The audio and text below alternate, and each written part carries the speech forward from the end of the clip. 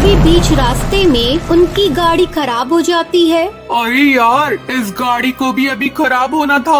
अब इस गाड़ी पे गुस्सा निकालना छोड़ और ये सोच इस सुनसान जंगल में हम कहाँ रहेंगे, क्योंकि मुझे बहुत जोरों की भूख लग रही है। छोड़ो ये सब बातें और आज आप इस जंगल में रहने के लिए इंतजाम करने चलो। इतना बोलकर तीनों जंगल के कच्चे रास्ते पर चलने लगते हैं। थोड़ी दूर जाकर उन्हें एक बूढ़ा बाज दिखता है जिसके हाथों में एक लालटेन होती है। बाबा, यहाँ कोई होटल वगैरह कुछ मिलेगा? वो दरअसल हमारी गाड़ी खराब हो चुकी है, हमें रात बितानी है। तभी कालू कौवे की नजर जंगल के बाहर कुछ ही दूरी पर एक वीरान हवेली पर जाती है। बंटी, तू बाबा से क्यों पूछ रहा है? उनकी उम्र हो चुकी है, वो देख सामने की आलीशान हवेली है। अपन लोग आज उसी में अपनी रात गुजारेंगे।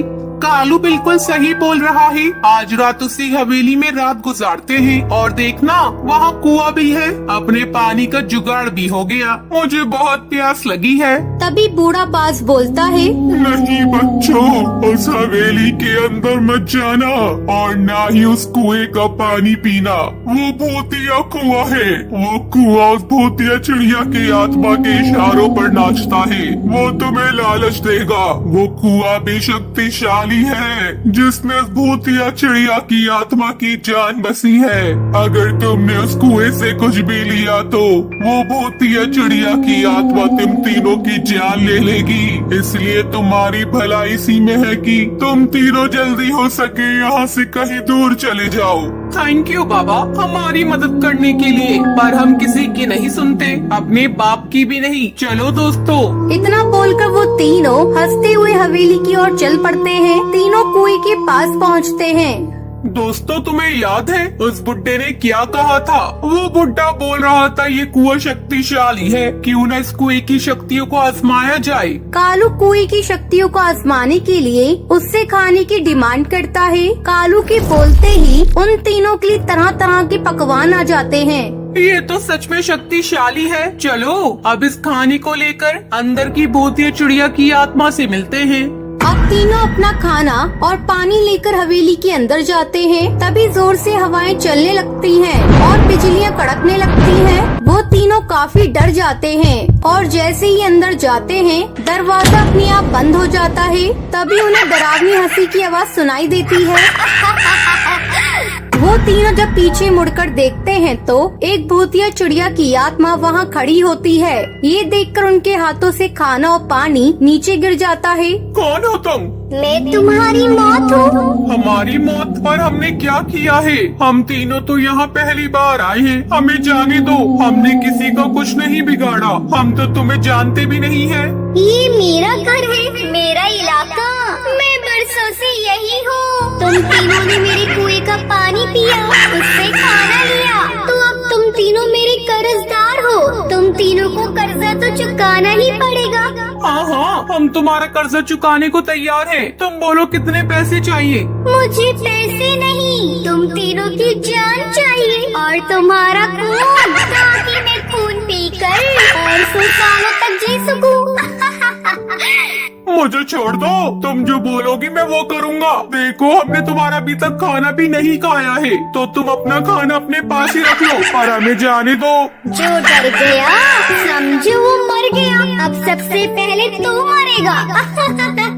इतना बोलकर भूतिया चिड़िया की आत्मा अपनी शक्तियों से कालू कौवे को मार देती है। ये देखकर बंटी और हरी तोता बहुत डर जाते हैं और दोनों भागने लगते हैं। भूतिया चिड़िया की आत्मा उनका पीछा करती है। तभी हरी तोता बाहर भागता है, जहाँ वो कुआं देखता है। कुएं को देख उसे उसी बाबा की याद आती है। इस भूतिया चिड़िया की आत्मा ने कालू को मार डाला। इस चिड़िया की आत्मा से अपनी जान बचाने का बस अब एक ही रास्ता है कि मैं इस कुएं को तोड़ दूं। तभी हरी तोता कुएं को खत्म करने के लिए आसपास औजार ढूंढने लगता है। तो वही भूतिया टूनी चिड़िया की आत्मा बंटी को ढूंढने के लिए काल कोठरी के अंदर जाती है। वहाँ बंटी कबूतर छुपा हुआ था।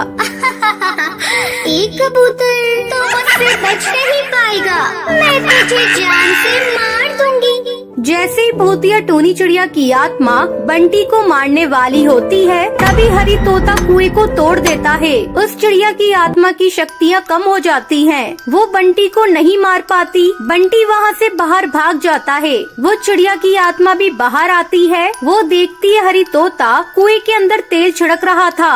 वो जोर से चिल्लाती है, नहीं, मेरे कुएं को कुछ मत करना, उसमें मेरी जान बसी है। अगर उस कुएं को कुछ हुआ तो मैं हमेशा के लिए मर जाऊंगी। तूने सही कहा था भूतिया चिड़िया की आत्मा, जो डर गया समझो मर गया।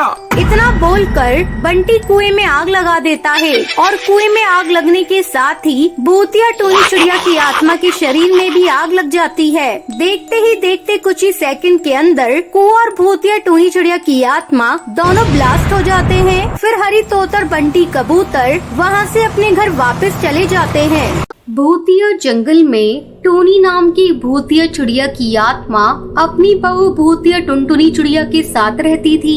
4 साल पहले भूतिया टुनटुनी चिड़िया की शादी टुन्नू चिड़ा से हुई थी, लेकिन भूतिया टुनटुनी चिड़िया अभी तक माँ नहीं बन पाई थी। एक दिन भूतिया टूनी चिड़िया की आत्मा अपने बेटे से कहती है, अरे टुन्नू, तू टुनटुनी को लेकर गुफा वाले शैतान के पास जा और उसे आशीर्वाद लेकर आ। मुझे विश्वास है मेरी बहू जरूर माँ बनेगी। अगले दिन भूतिया टुनटुनी चिड़िया अपने पति के साथ शैतान के पास आशीर्वाद लेने जाती है और खुशी खुशी शैतान का आशीर्वाद लेकर घर लौटती है।